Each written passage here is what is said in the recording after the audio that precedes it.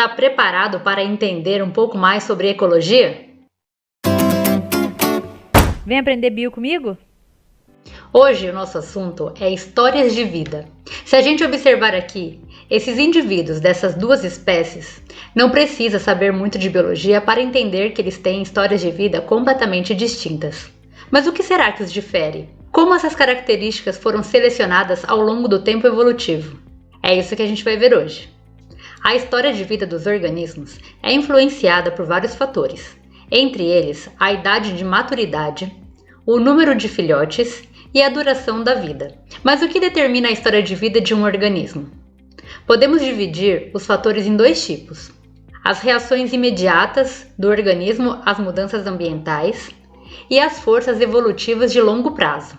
Obviamente que a maturação, número de filhotes e expectativa de vida muito tem a ver com as condições ambientais. Então, as condições físicas ambientais, como por exemplo temperatura, umidade, a quantidade de suprimentos, como por exemplo o alimento, e também as interações entre os organismos, como por exemplo a relação predador-presa, podem influenciar a história de vida dos organismos. Mas além disso, considerando o longo prazo, nós podemos considerar que a forma do corpo e a fisiologia dos organismos, bem como o sucesso reprodutivo, são influenciados pela seleção natural. A gente já vai entender mais pra frente como isso funciona.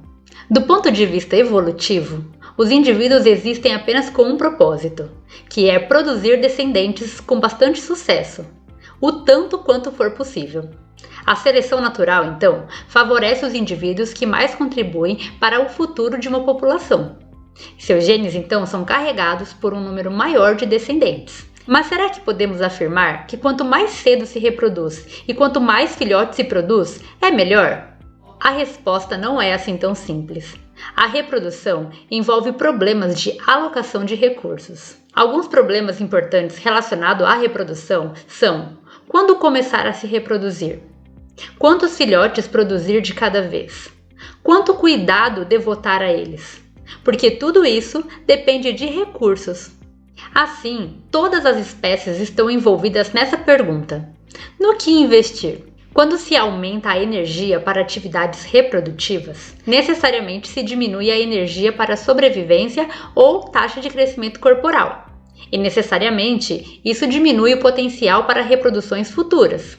Assim, podemos verificar aqui que a alocação de recursos para uma atividade específica torna esses recursos indisponíveis para outras atividades. Esse é um dilema de todas as espécies, e todas elas estão submetidas ao processo de seleção natural para tentar achar o ponto de equilíbrio entre esses diferentes investimentos. Com base nessa pergunta, podemos dividir os principais componentes da história de vida das espécies em 4 categorias. A primeira delas se refere à idade de maturação, ou seja, a idade que ocorre a primeira reprodução. Em segundo, podemos citar a fecundidade, que é o número de filhotes produzidos por episódio reprodutivo. Em terceiro, aparição, ou seja, o número de episódios de reprodução ao longo da vida dos indivíduos. E por fim, a longevidade. Todos esses componentes influenciam e determinam a história de vida das espécies. Vamos começar falando um pouquinho sobre a idade de maturação, ou seja, a idade que se ocorre a primeira reprodução. A primeira coisa que tem que ficar óbvia na nossa cabeça é que quando um organismo se reproduz em uma determinada idade, o benefício é óbvio: o aumento da fecundidade daquela idade. Em compensação, como nós já vimos, os custos de reprodução necessariamente influenciam negativamente na sobrevivência ou na fecundidade em idades mais avançadas. Ou seja, aumentar o número de filhotes produzidos hoje necessariamente faz com que o número de filhotes produzidos no futuro seja menor. Assim, as espécies que têm idades de maturação jovens necessariamente se reproduzirão menos em idades mais avançadas. Mas é uma característica das espécies com maior taxa de sobrevivência uma reprodução mais tardia. Conseguimos observar isso, por exemplo, nos tubarões. Observem aqui um ovo de tubarão. Alguns tubarões podem demorar até 30 anos para se reproduzirem pela primeira vez. Por outro lado, organismos que vivem menos tendem a ter uma idade de maturidade mais juvenil, como a gente pode ver aqui, por exemplo, na barata. Essa espécie atinge a maturidade sexual aos 8 meses de idade. Podemos dizer então que os organismos de vida longa geralmente começam a se reproduzir numa idade superior à dos organismos de vida curta. Mas como será que a idade da primeira reprodução é determinada?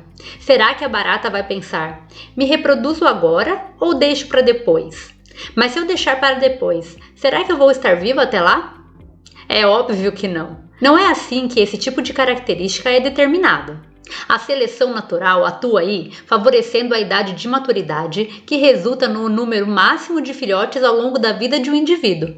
Ou seja, olha lá, altas taxas de predação, surgimento de senescência, ou seja, velhice, e instabilidade ambiental são fatores que reduzem a expectativa de uma reprodução futura, ou seja, tendem a selecionar uma reprodução precoce. Resumindo, todas aquelas características que fazem com que os indivíduos vivam menos acabam selecionando uma reprodução precoce. Mas não é o indivíduo que decide isso.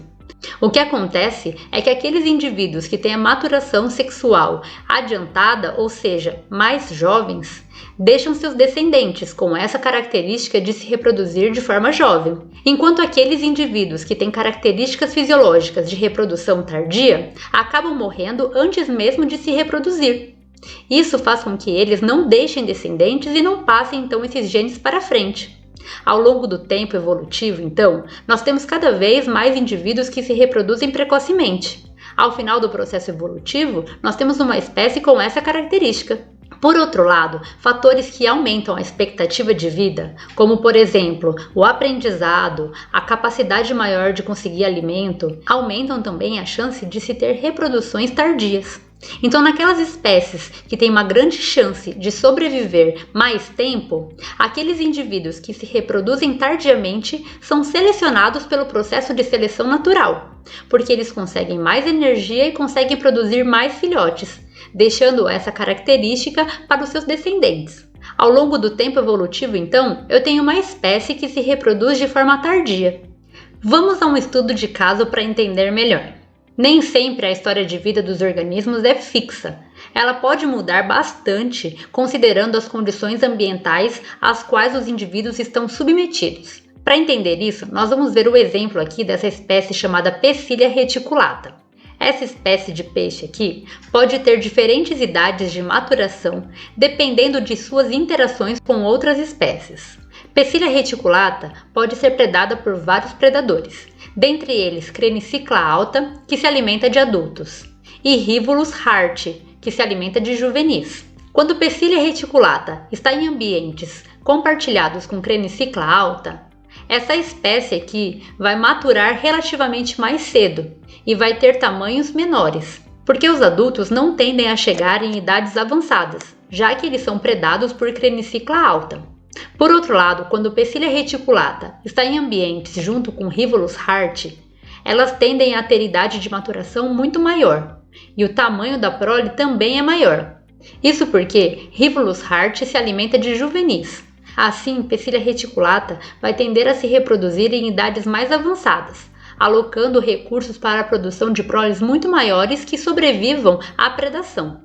Mas será que elas pensam: nossa, eu tenho que me reproduzir mais rápido porque eu estou exposto a predadores que se alimentam de adultos, e se eu esperar para me reproduzir, talvez eu não consiga me reproduzir? Ou será que elas pensam: nossa, preciso produzir mais filhotes, já que eu estou em um ambiente que tem um predador que se alimenta desses filhotes? Claro que não. Como será que isso acontece então?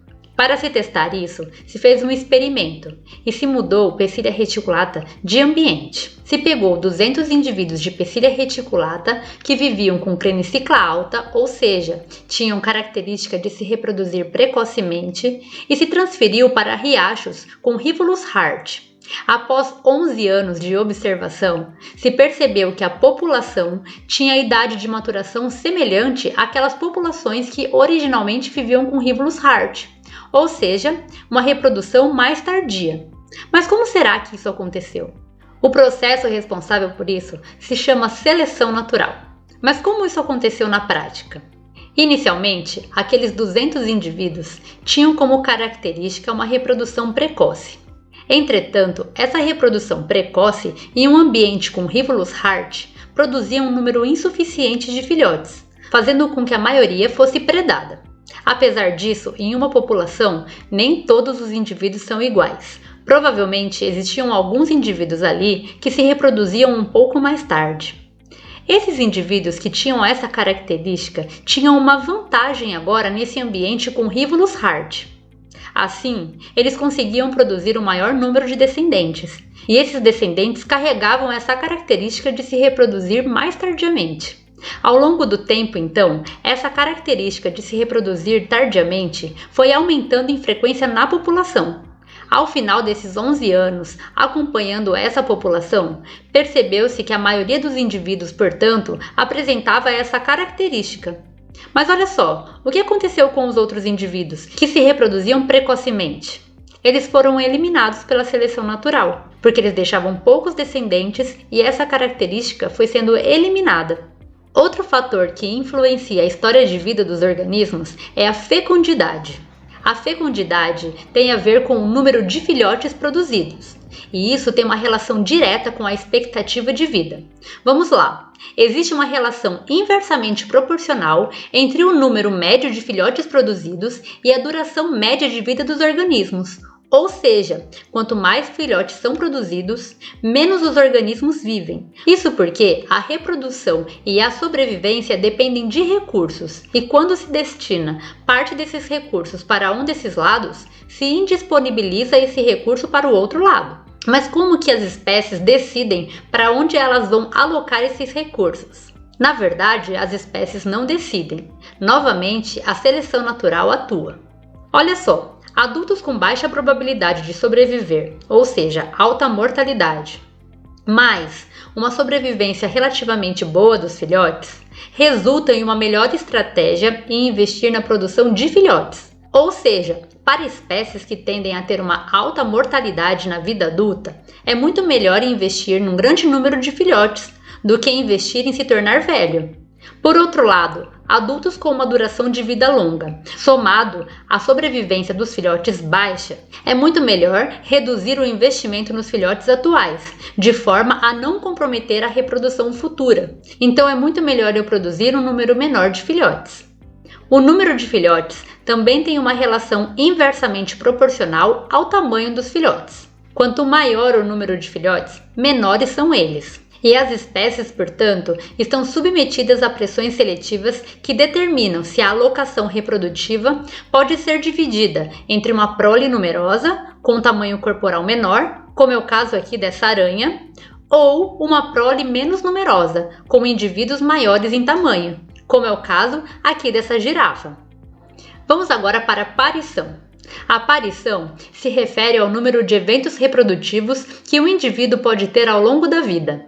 A aparição pode ser dividida em dois tipos: heteroparidade. Hetero significa repetir e pário dar à luz, ou seja, aquelas espécies que apresentam dois ou mais eventos reprodutivos ao longo da vida. E semelparidade. Semel significa uma vez e pário dar à luz. Assim, se referindo àquelas espécies que se reproduzem apenas uma vez ao longo da vida. Como dito, espécies com heteroparidade têm mais do que um episódio de reprodução ao longo da vida. Assim, a quantidade de energia despendida em um evento reprodutivo não impede a sobrevivência dos organismos e a realização de um novo evento reprodutivo. Esses eventos reprodutivos podem ser múltiplos e têm intervalo de tempo diferente para cada uma das espécies. Nesses casos, a soma dos descendentes produzidos ao longo de vários episódios de reprodução é maior do que se a reprodução acontecesse apenas uma única vez na vida. Do lado completamente oposto, nós temos aquelas espécies que apresentam semelparidade. Nesse caso, como já falamos, ocorre um único episódio de reprodução ao longo da vida. Essas espécies são caracterizadas pelas fêmeas converterem uma grande parte de sua massa corporal em ovócitos, e os machos também podem utilizar bastante energia para competir por fêmeas. Tudo isso resulta em uma explosão reprodutiva.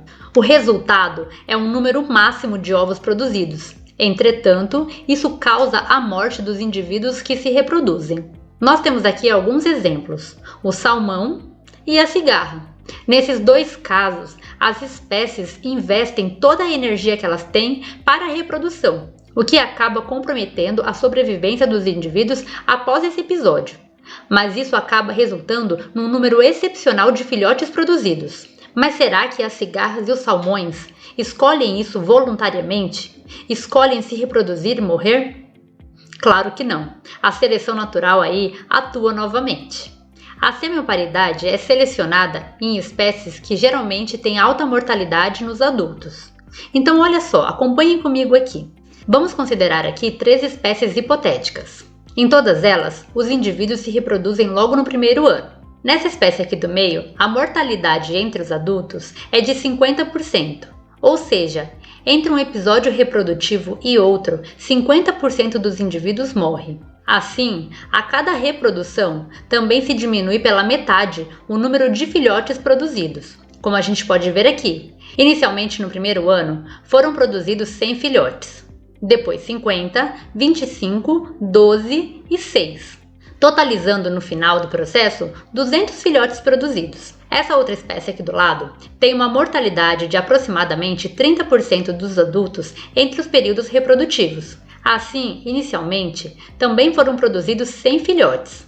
Porém, numa segunda reprodução, foram produzidos 70, depois 50, depois 35 e 25. E no final, esse processo resultou em 340 indivíduos novos formados. Comparando essas duas espécies aqui, é possível verificar que a alta mortalidade de indivíduos adultos ao longo do tempo reduz o número de filhotes produzidos.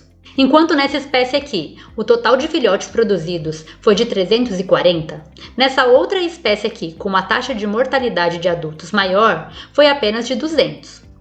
Para aquelas espécies que a taxa de mortalidade de adultos é ainda maior, se torna cada vez mais desvantajoso sobreviver para outras reproduções, porque a chance de não se chegar para o próximo período reprodutivo é muito grande. Assim, nessas populações com alta taxa de mortalidade, aqueles indivíduos que deixam para se reproduzir mais de uma vez, ao invés de investir todos os seus recursos na reprodução, acabam não sobrevivendo. E, portanto, esse gene não passa para outras gerações. Por outro lado, aqueles indivíduos que acabam investindo tudo o que têm na reprodução, mesmo que isso resulte na sua própria morte, acabam passando esses genes para os filhotes, que acabam chegando na próxima geração. Nesse caso, então, esse tipo de característica acaba sendo selecionado. Isso quer dizer que aquele salmão que se reproduziu e acabou morrendo, se ele não investisse toda a sua energia para a sua reprodução naquele momento, era muito provável que ele acabasse morrendo antes mesmo de se reproduzir novamente. Por fim, vamos falar da longevidade, ou seja, a expectativa de vida dos indivíduos. A senescência é o aumento gradual da mortalidade e declínio da fecundidade, à medida que as funções fisiológicas se deterioram ao longo do tempo. Em nenhuma espécie a senescência pode ser evitada, mas ela pode ter diferentes velocidades. Por exemplo, já se sabe que o aumento da duração máxima de vida e necessariamente o adiamento da senescência pode depender, por exemplo, de uma reprodução reduzida na juventude.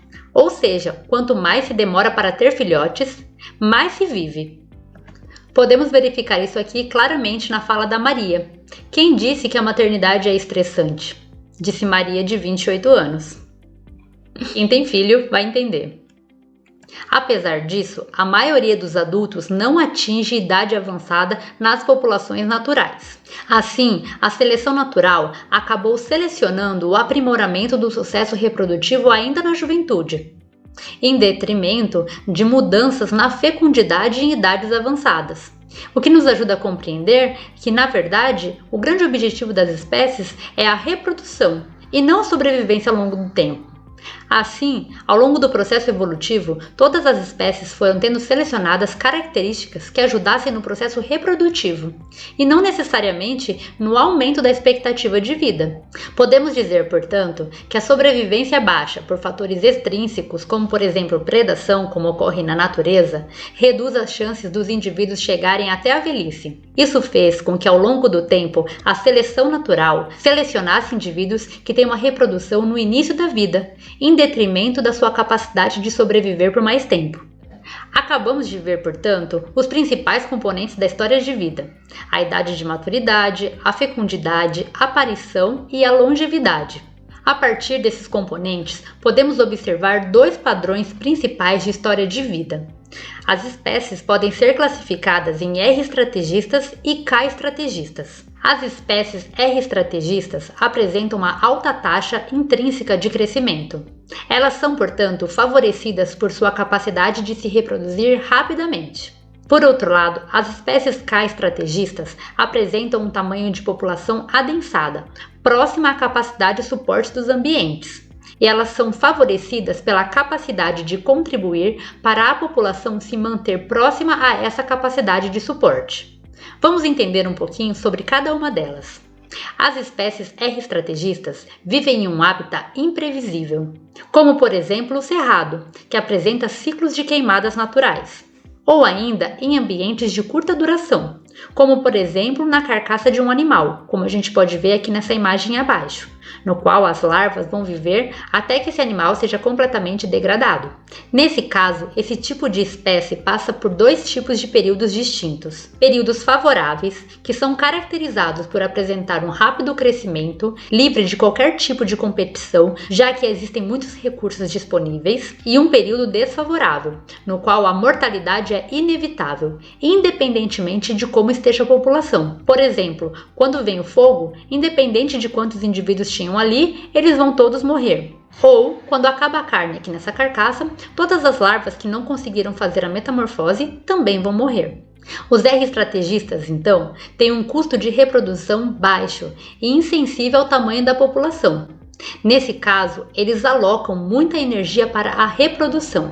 Assim, eles acabam investindo pouco em atributos que aumentem a sobrevivência, já que eles vivem num ambiente completamente instável. Assim, não vale a pena investir recursos na sobrevivência, mas sim na reprodução.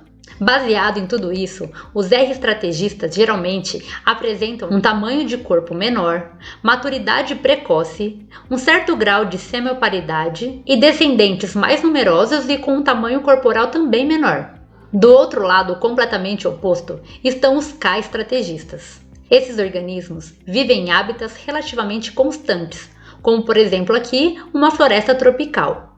Nesse caso, eles apresentam populações adensadas, com tamanhos mais ou menos constantes. Isso porque eles já atingiram a capacidade máxima dos ambientes, e isso gera uma intensa competição entre os indivíduos. No caso dos K estrategistas, o custo de reprodução é alto e sensível ao tamanho da população, ou seja, quanto mais indivíduos na população eu tenho, mais difícil é de me reproduzir, porque eu preciso competir por recursos.